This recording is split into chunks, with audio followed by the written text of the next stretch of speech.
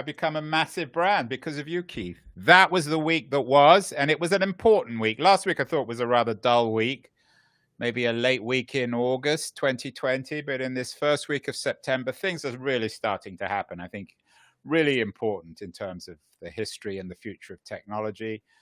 The first big story, the major story of the week in tech and perhaps even in politics, is the Trump announcement that they are going to launch an antitrust investigation of Google. Finally, some good news coming out of the Trump administration, Keith. I know you're a big fan not only of antitrust but of Trump as well. Fair? Andrew, I'm not a big fan of attacks on big tech for being big anyway. And what happened is quite remarkable. The New York Times did a great job of covering it. But Attorney General Barr announced yesterday, against the advice of his 50 state attorneys, all of whom want to have an antitrust case against Google, but don't believe they yet have a case. He said, well, screw that, we're going to do it anyway. And so he accelerated the whole thing. Obviously, it's an election ploy. The Democratic response is the most interesting. They, of course, also want to have an antitrust case, as we saw recently in DC, but they want to do it themselves after the election. They don't want Barr to get credit for anything. Surprise, right? Right. So the interesting thing is they're all aligned. And they all want to go after Google, and no one disagrees. But the whole thing is a sham. The whole thing is a sham. If you look at the basic question, which is Google a monopoly? Let me just put this up from this week's newsletter. This is Google's share of ad revenues compared with Amazon and Facebook last year and this year. Look at Amazon. Amazon is gaining share in search. Right. Facebook is almost as big as Google now. So clearly, this is not a monopoly. It's a market shared by at least 3 big players.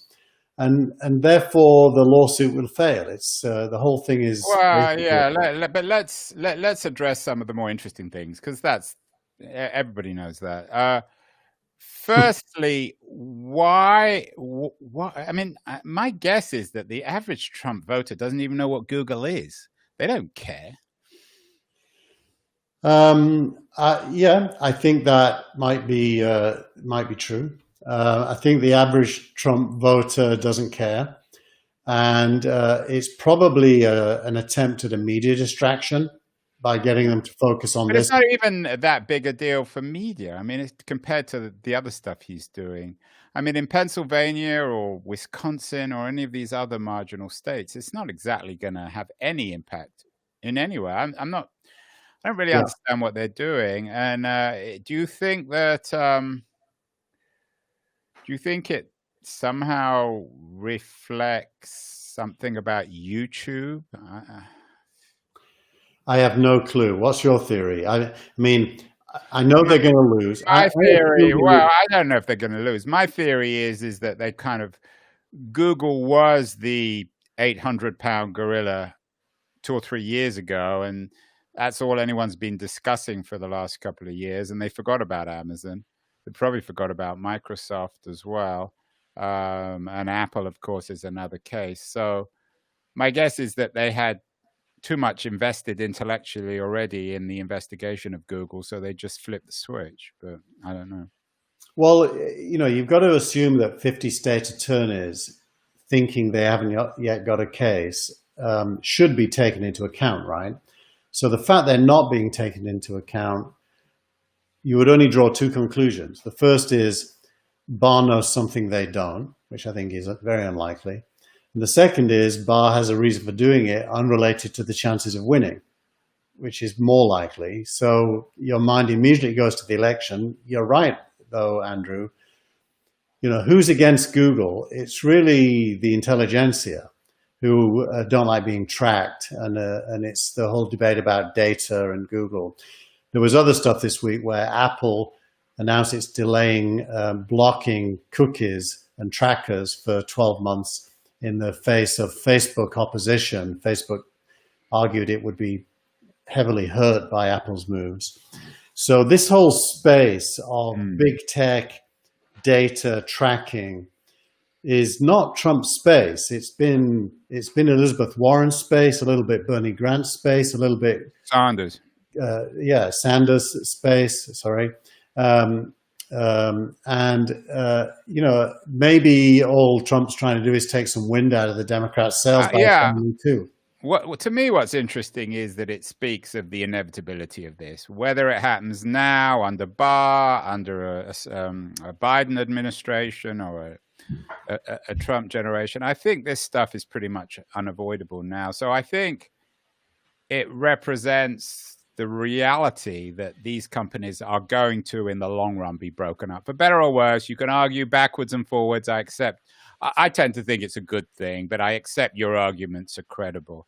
But that's the reality. I think that's what Silicon Valley has to come to terms with, is that in the long term, over, say, 10 years from now, Google will be split up, Amazon will be split up, Apple will I don't know if they'll be formally split up, but something will happen to Apple. These companies are too large, they're too powerful, and that's politically unacceptable and probably economically unacceptable too. And whether you like it or not, it's a reality, and Silicon Valley has to come to terms with it. And I don't necessarily disagree with you, because trends have a way of evolving and maturing and happening. That said, I think from the standpoint of innovation, and put it into the context of the USA and the world, the USA is in relative decline except for in one place, tech. And its world-leading companies are big for sure, but they're not criminal. And by criminalizing them... But you're not criminalizing them. I mean, Scott, you didn't cite any of Scott Galloway's work, but I think he's particularly persuasive on this. And Galloway's argument is if you split up Amazon, for example, into web services and e-commerce, you're not undermining their innovation. In fact, if anything, it helps both sides of Amazon become more innovative. If YouTube becomes an independent company, you're not undermining their innovation. So I don't see why splitting these companies up is a shot at innovation. Why does it undermine innovation? Well, because the decision making about whether to split Amazon up shifts from the Amazon shareholders to the state, and the state is highly unlikely to be able to make a better commercial decision on whether to do that, and if but it's pretty obvious. But let's take Google, for example. There's only 2 bits of Google or 3 bits that make any money, right? There's the search engine and there's YouTube, and those clearly need to be split up because it should be a church-state division between content and search, between the book and the library, and that is, in my view, a very healthy development. If YouTube becomes a separate company, it's complicated, Andrew, because it came out this week that Facebook Watch now has 1.5 billion viewers. So if you were to do something with YouTube that was good for Facebook, you're impacting the market in unknown ways. Well, so what? If there was only YouTube, you may be able to argue. YouTube is so ubiquitous and strong. I mean, whatever's happening on Facebook, you know from this show that if for some reason or other that was the week that was pissed off YouTube and you couldn't be on that anymore, you'd be dead. Actually, not true. Our biggest audience comes from a combination of Twitter and Facebook. Our biggest audience. YouTube is one part of it, but a very small part, because YouTube isn't really for shows like this. YouTube is, if you look at the content, it's music videos and stuff like that dominates their stuff. The third is Twitch, by the way. Twitch is bigger than YouTube for this show. And when LinkedIn eventually switches us on and allows us to do video, I suspect that will be the biggest of all. But I really don't understand why the antitrust stuff upsets you so much. You're a startup entrepreneur splitting up these big companies can't be bad for startup entrepreneurs. You're involved with me with now.tv. The less power these huge tech conglomerates have, the better for startup guys like us. I don't see why it's so offensive to you. No, it's a good question. I mean, there's two parts of my thinking, and one part, let's focus on a phenomenon I hate called acqui-hires. Google and Facebook and Apple and all of the big companies can go to a startup very early in its life that has talent. And if the startup is struggling to raise its next round, which is almost always the case because it's hard to raise money, they can offer to acqui-hire the talent, suck them into one of the vortexes, and gain from their talent internally, right, which kind of undermines innovations. And I agree with that. That's true. It's not monopolistic and it's not illegal, but I hate it. But let's be clear as well about antitrust. But let me just be clear about one thing with antitrust, which is often misunderstood, is that it's not illegal to be a monopoly. That's not what antitrust law is about. It's simply about ways in which one business, which happens to be a monopoly, benefits other parts of the business. So Google search, whether or not it's a monopoly, it's a very strong business. And the argument is that Google search is used to strengthen YouTube and vice versa. That's what's illegal. Being a monopoly is not being illegal. That's correct. It's what's illegal is the abuse of monopoly power. Right. Now, just to break it down, Andrew, Google's business is not search. Search is a cost center for Google. It makes no revenue from it. Well, it's an advertiser, but it's right. Advertising businesses built on its search engine. Correct. Now, once you're in the world of advertising, it's a divided market with Google as the net loser over the last 5 years, with Facebook as the net winner. And it's roughly a 50-50 market now, not quite, but it's getting there. Whereas it used to be 100% Google. So if you were to take the temperature of the moment in history, right, Google is at its weakest point since it was founded. I agree with that. I think that's a fair point. But then you're not arguing against the principle. You're simply arguing that Google got unlucky being in the sites first. Are you in favor, in principle, of splitting Amazon into a web services and an e-commerce company? Surely they're too big for everyone. I don't feel like there's any reason to say yes to that I would benefit from. I mean, it's like, it's their business. They paid for it. Let them decide for themselves. Well, again, it comes back to the way in which the two sides of the business benefit each other. But you would accept then that this, for better or worse, this is becoming an inevitability. I do think that's likely, yeah. Especially if Biden wins, which also seems inevitable to me. And all my conversations with VC friends, from people like Borthwick and Wenger to others, none of them like these big tech companies. None of them benefit their businesses. So I don't really understand, for you as an investor and entrepreneur, why you'd want to protect these leviathans, who tend to be quite conservative anyway. Well, because I also don't like large elements of them, which we can talk about, but I have principles. My principle is the state should not interfere in normal business unless the crime is being. So basically, the techno-anarchist in Keith triumphs over the startup entrepreneur. The left wing, it's the left wing, and you would be horrified, Keith, with this triumph of ideology over self-interest. I only believe that ideology should be a tool for the pursuit of self-interest. Is this the first time I've ever won an argument with you? Have you won? I feel I'm winning. I'll let you off this one. This will be one that we will come back to time and time again. The one company we haven't mentioned, which isn't really a monopoly and which also is sort of intriguing, though, in this space, is Facebook, which is in the news for other reasons this week because of their decisions on political advertising, which is also enormously significant. What's Zuckerberg been up to this week, Keith? He has been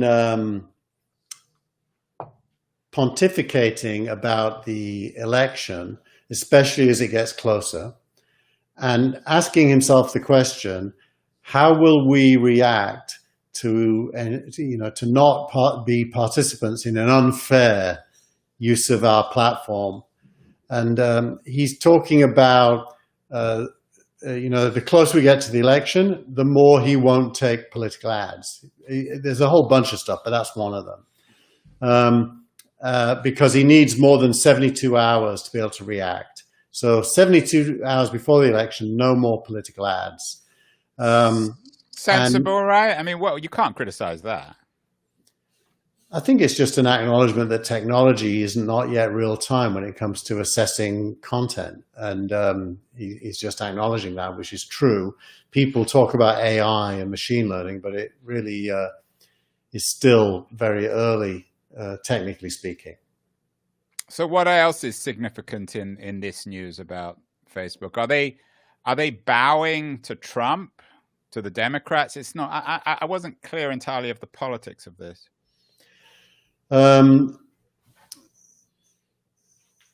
There are really no obvious politics to it because it's going to affect everybody. But I have noticed Facebook subtly. For example, there's a big thing at the top of Facebook. If you haven't been on Facebook recently, it'll come up saying, "Are you registered to vote? Click here if you're not."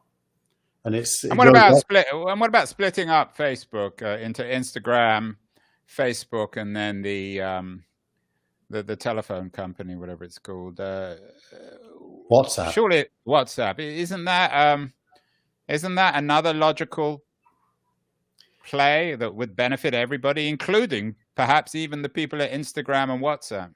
Well, if you think that being big and owning lots of things is bad, yes, but you need a reason. You can't just suddenly decide someone's business should be 3 businesses just because you think it's too big or you don't like it. Yeah, I just interviewed Sinan Aral, who's an MIT professor.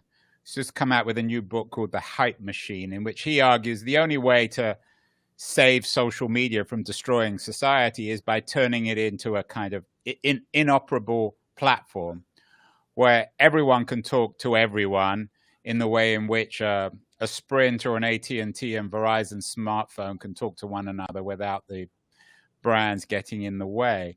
So you're going to get me going now, because remember, you and I created email as a address. But let me just finish that. Let me finish the thought on that. What Facebook are trying to do with making the sort of this walled garden of Instagram and Facebook and the other products in the firm is fighting against that inoperability. So again, it's in everybody's interest to break them up, and in that way, everybody can come to the table and come up with a better overall platform. Or am I wrong here? I would say any internet company that is a container of content is only successful insofar as it does something the internet is bad at. So if the internet was really, really good at video calls, you wouldn't have FaceTime or WhatsApp or Skype. If the internet was good at chat, you wouldn't have all these chat apps. The internet is good at some things. It's good at email. It's good at web. It's good at moving. Well, it's not that good at web now because of all the apps, right? I mean, it's increasingly an iOS world. It's not good at mobile. You're right. Mobile web isn't as good as app mobile, quality-wise. Yeah, and even when you say it's good at email, I mean, email is increasingly an archaic medium used by old people like you and I. My kids never use email. It's hard to even get a response to them on it. Correct. Speaking of old guys like you and I, you have picked one of your favorite old guys, Malik, who has an interesting piece this week on how Windows 95 and the web made each other a hit, which only people, I think, of our generation would even understand. What's going on there? Why is this important? I think it's not important. Let's start there. It's fun. So, It's nostalgia. although I think Ohm, Ohm could have just written an ode to Windows 95. Brad Silverberg was the guy who ran the Windows 95 team at Microsoft. He's a friend of mine, and he liked the tweet that I did that copied Ohm's thing. Now, what Ohm has done is something more than that. He said if it wasn't for Windows 95, the web would have been different and slower, worse. Maybe it would not even have happened. And the reason for that is Windows 95 was the first Windows that had Internet Protocol that allowed you to connect your PC to a modem and see web pages. Windows XP didn't have that, and neither did Windows 2000 or any of the earlier Windows. When I launched EasyNet in 1994, we used something called Trumpet WinSock to make Windows 3.2 use the internet. And so it was a geek's game. You could only use the internet if you were geeky. With Windows 95, suddenly everyone could use it. And they did. And that really opened up. Yeah, it is an interesting take, because I always think that Windows and the web was a zero-sum game, but Ohm is suggesting that actually they went together.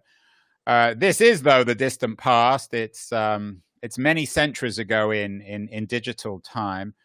You also have a couple of really interesting links to the future of us, you and I, Keith, and everybody else, and then the future of the world at the beginning of the 22nd century. So rather than thinking about Windows 95 and the web, which are now both incredibly archaic, let's think ahead. Why is the future important this week? Well, the future is in our hands. I mean, it's one of the most important things I think human beings can understand is that there's no inevitability in the future. So one of the things, let me just show it this week. Although we have argued that one thing that is inevitable is the breakup of big tech. But apart from that, there's nothing inevitable. Nothing else is inevitable, right? So this is from Visual Capitalist. It's the world population. And it shows that by 2100, Nigeria will be bigger than China, because China is going to shrink by half. Nigeria is growing massively, and India will be the world's most populous country. Are you sure this isn't just another Nigerian scam trying to get us to invest in Nigerian stock or something? It's well, that depends whether you believe it or not. But the future isn't inevitable. What does that mean? This could be completely rubbish if the birth rate in China doesn't decline in the way people say it is. It won't happen. So human beings actually make decisions today that becomes the future. So we have a lot of power. And the more conscious we are about our actions, the more the future will look like the future we want. You can invent your future life today. And in fact, today's the only time you can do that. So the choice is be an observer and a victim of what happens, or be an agent acting to make what happens different. And I think that's a really important lesson. That's what every startup founder does when they start a company. They become an agent of change. So and this is your reference to the Daniel Gilbert TED Talk, in which he talks about taking ownership of your future self. Yeah, that's from the Harvard Business Review, which is in this week's newsletter.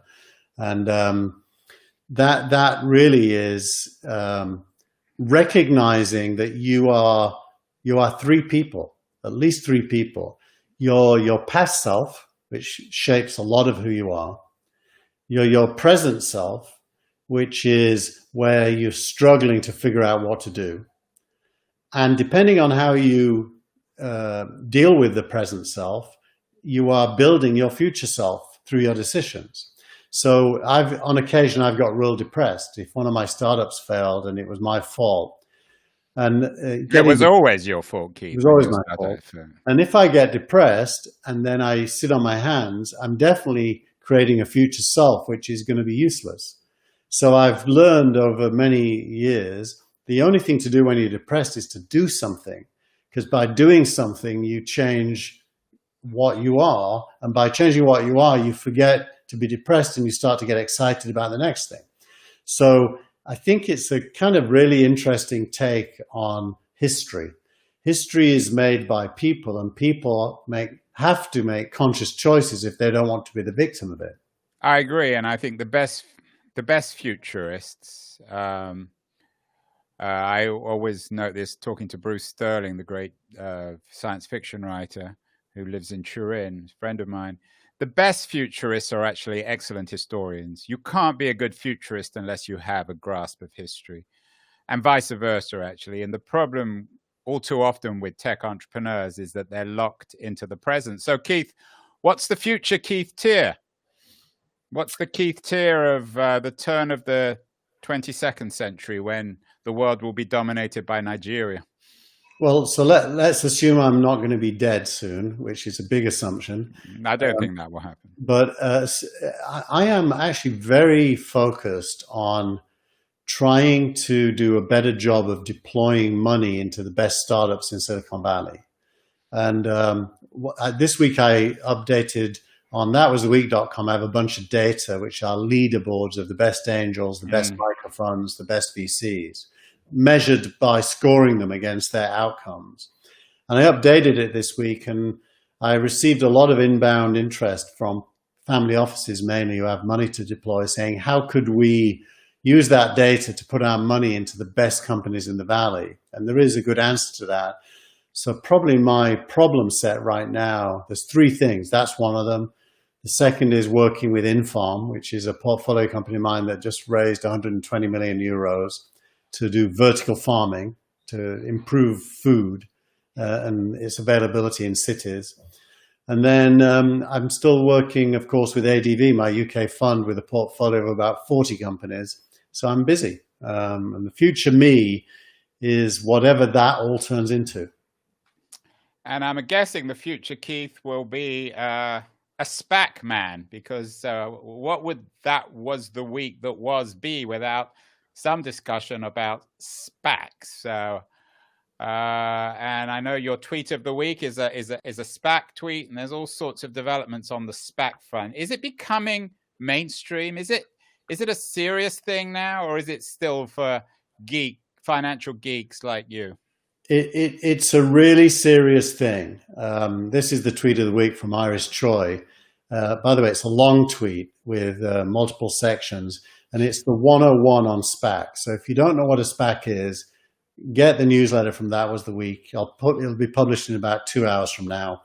This is in it, and it gives you the 101. But even more interesting this week, Andrew, is that Reid Hoffman. Right, I was going to mention that. The grown-ups are getting involved. Anything that Reid Hoffman gets involved with, I start taking more seriously. Yeah, where let me just find that. Him and his sidekick Pincus, these were the guys who essentially invented social media at the end of the last century, at the beginning of the 2000s. So these guys know what they're doing.